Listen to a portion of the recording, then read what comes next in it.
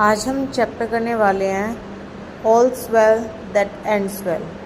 अंत भला तो सब भला। सबसे पहले हम बात करते हैं about the lesson.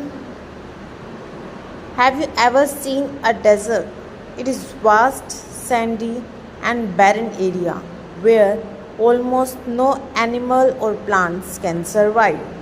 Abdul and his men were left stranded in the desert without water or firewood to cook their meal. Could they survive? Read the story and find out the answer. Ever seen a desert? It is vast, sandy and barren area where almost no animal or plants can survive.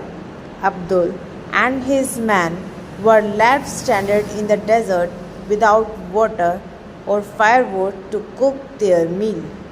Could they survive? Read the story and find out the answer. क्या आपने कभी रेगिस्तान देखा है? यह एक बहुत बड़ा रेतीला और बंजर क्षेत्र होता है जहाँ पर कोई भी ना तो कोई पेड़ पौधे होते ना ही कोई एनिमल होता जो वहाँ पे सरवाइव करते हैं। अब्दुल और उसके साथी बिना पानी और बिना खाने के, मतलब कि जो खाने पकाने वाली जो लकड़ियाँ होती है, ईंधन या फिर फायरवुड जिसको हम कहते हैं, जिससे खाना बनाते हैं, वो भी उनके पास नहीं थी। तो क्या वे जीवित रह पाएंगे?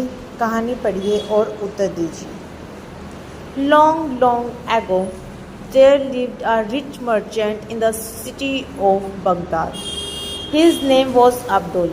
He was a big trader of fine silks and rugs. Once he decided to go to a country on the other side of the sandy desert and sell his goods. Long long ago, means बहुत समय पहले Baghdad शहर में अब्दुल नाम का एक व्यापारी रहता था। मर्चेंट का मतलब होता है व्यापारी। His name was अब्दुल, उसका नाम क्या था? Abdul. He was a big trader of fine silks and rugs. वो जो है रेशम और गलीचे का एक बहुत बड़ा व्यापारी था। गलीचे कह लो, कालीन कह लो, उसका जो बहुत बड़ा व्यापारी था। Once he decided to go to a country. एक बार क्या होता है कि एक दिन उसने रेगिस्तान के उस पार स्थित एक देश में जाकर, मतलब कि एक देश में जाने का निश्चय किया। On the other side of the sandy desert and sell his goods, मतलब कि उसने रेगिस्तान के दूसरे, मतलब कि उस पार स्थित एक देश में जाकर अपना सामान बेचने का निश्चय किया कि वो वहाँ पर जाएगा और अपना सामान वगैरह जो वो बेचेगा। The merchant owner a large caravan of camels. अब इसने क्या बताया कि उस व्यापारी के पास ऊँटों का एक बड़ा काफिला था।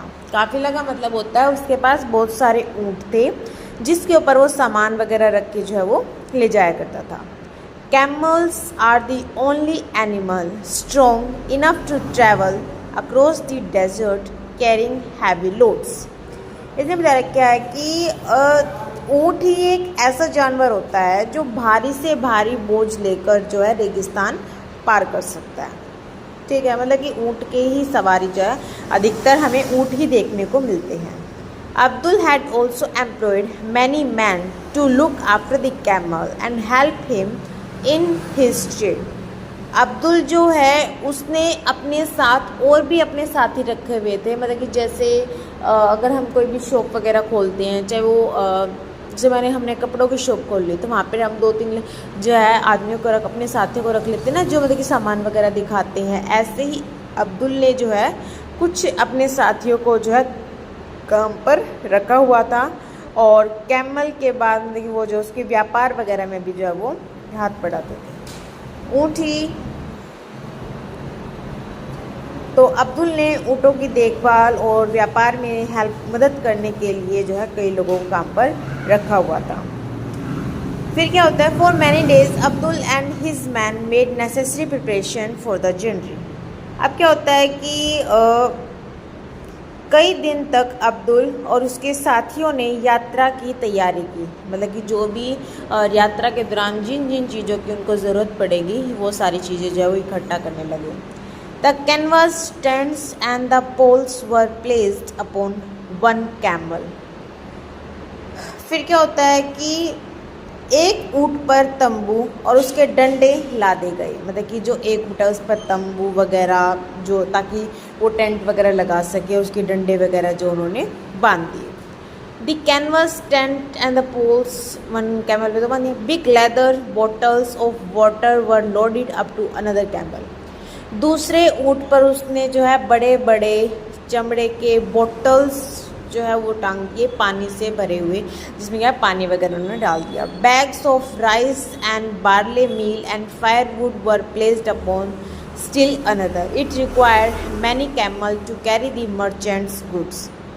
अब क्या होता है कि तीसरे ऊँट पर चावल, जौ का आटा और मतलब कि खाना बनाने के लिए लकड़ियाँ, ईंधन जिसको हम कहते हैं, वो रखी गई।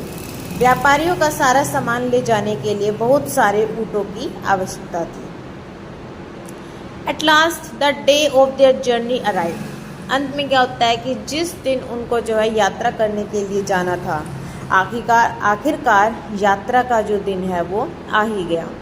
The sun shone brightly and making the sand so hot that no one could walk upon it in the day time. अब क्या होता है कि सूरज जो है वो बहुत तेज़ था, तेज़ चमक रहा था, और जो रेत है, मतलब कि जो रेगिस्तान की जो मिट्टी है वो इतनी ज़्यादा गर्म हो गई थी कि कोई भी जो है दिन के समय में उसके ऊपर वॉक नहीं कर सकता, मतलब कि चल नहीं सकता था। At and the weather was pleasant and both man and camels could travel easily.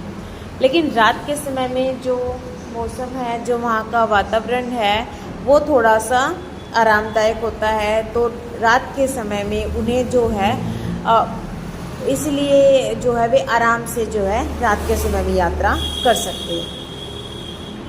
Abdul जो है फिर वो अपनी साथियों से कहता है, so Abdul said to the man, be ready to start after sunset tonight. Give the camel plenty of water to drink and feed them well, for we shall have a long, hard journey ahead. अब क्या होता है, अब्दुल अपने आदमियों से कहता है, अपने साथियों से कहता है कि आज रात जो है सूर्यास्त के बाद, मतलब जब सनसेट हो जाता है उसके बाद चलने के लिए तैयार रहना। ऊँटों को खूब पानी पिलाओ, अच्छी तरह से जितना उनको खाना खिलाना है खाना खिलाओ, क्योंकि हमारे सामने बहुत ही लंबी और बहुत ही ज़्यादा मुश्किल जो यात्रा है वो अभी भी बची हुई है। Abdul and his man travel all through the night. Abdul और उसके जो साथी है वो पूरी रात जो है वो यात्रा करते हैं। One man was the pilot, he road ahead for he knew the stars and with their help he could guide the caravan। अब क्या होता है कि अब्दुल और उसके जो साथी है वो पूरी रात जो है वो यात्रा करते रहे। क्यों? क्योंकि रात के समय में यात्रा करना बहुत ही ज़्यादा आरामदायक माना गया, क्योंकि रेत जो है वो ठंडा होता है, इसलिए जो ऊँट वगैरह है वो भी जो है जल्दी जल्दी जो है वो चल सकते हैं। एक व्यक्ति, मतलब कि जो वो क्या था, पायलट, मतलब कि जो मार्गदर्शक था, मतलब कि वो रास्ता बता रहा था, वह सबसे आगे चल रहा था। उसे जो है तारों की पहचान थी। पहले के समय में जो है सूरज को देखकर, तारों को देखकर ही जो है डायरेक्शन, मतलब कि दिशाओं का पता लगाया जाता था कि कौन सी दिशा में जो है वो चीज़ है। और तो और जो समय होता है, पहले घड़ियाँ वगैरह नहीं हुआ करती थी, तो उस अभी भी जो है मतलब कि जो है सूरज की जो परछाई वगैरह देख के, या फिर मतलब कि सूरज को देख के या फिर परछाइयाँ वगैरह देख के जो है समय का पता लगाया जाता था। तो उन्हीं की सहायता से वह पूरे काफिले को जो है वो सही रास्ता दिखाता गया। और सुबह होते ही वह रुक गया। उन्होंने तंबू लगाए। At daybreak they stop, मतलब कि दिन होते ही वो जो रुक जाते हैं। They spend the canvas tent and feed the camel, मतलब कि वो तंबू लगाते हैं और कैमल को जो है खाना वगैरह खिलाते हैं। They build fire, cook the rice and made cakes of barley meal. अब क्या होते हैं, वे आग जलाते हैं खाना बनाने के लिए, ठीक है।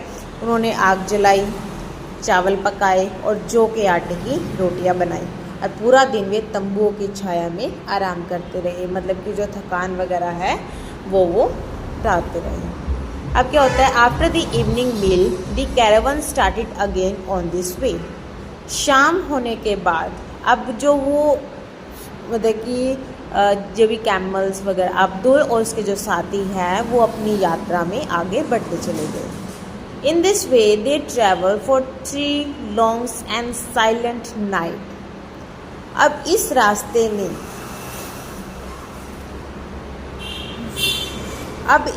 शाम का भोजन करने के बाद जो है वो फिर से चल पड़े। इसी प्रकार वे लगातार 3 शांत और लंबी रातों तक यात्रा करते रहे। मतलब क्या, 3 रातों मतलब कि दिन में तो वो जो है आराम करते थे और रात के समय में वो यात्रा करते थे, क्योंकि उस समय जो उस टाइम पे जो मौसम भी सुहावना होता है, ज़्यादा धूप वगैरह नहीं, गर्मी वगैरह नहीं, रेत भी ठंडा होता है, तो ऊँट वगैरह जो है आराम से चल पाते। और चौथे दिन की सुबह जो है ऊँट से अपने सिर उठाए, अपनी नथुने फैलाए और उत्साह से तेज़ी से आगे बढ़ते चले गए।